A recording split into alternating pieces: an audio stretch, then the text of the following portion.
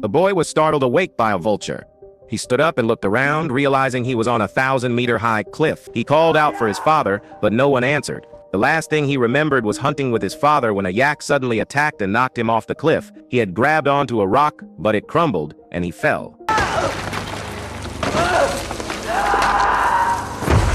Desperate, he tried to climb down, gripping a crack in the rock. Suddenly, his hand slipped. Luckily, he didn't fall, but there was nothing beneath his feet. He shouted for help.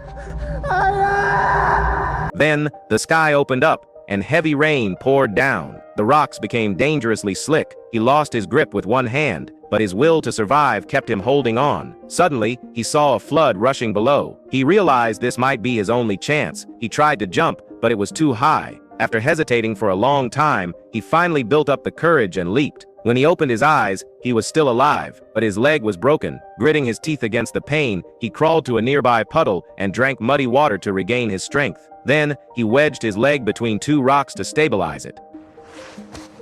Once his leg was secured, he climbed to the top of the cliff. There, he saw a stone monument his father had made for him. Thinking he had been abandoned, he collapsed onto the ground. Suddenly, he heard wolves howling. Turning his head, he saw wild dogs charging at him. He dragged his injured leg and ran as fast as he could. He ran for what felt like forever until he finally found a dead tree. The next day, he found a water source and a grub. Just as he finished eating, he looked up and saw two vicious wolves staring him down. Before he could react, the pack charged. He bolted toward the tree, but before he could climb up, one of the wolves sank its teeth into his shoe, yanking hard to pull him down. Panicked, he grabbed his knife and stabbed the beast. Finally, he scrambled up the tree. The starving wolves couldn't climb, so they circled below all night. When the sun rose, they were gone, except for the injured one. He fashioned a weapon from a wooden stick and approached the wounded wolf. But just as he was about to strike, it let out a pitiful whimper. He hesitated. His father had taught him to kill animals countless times, but he had never been able to do it. Even now, he still couldn't.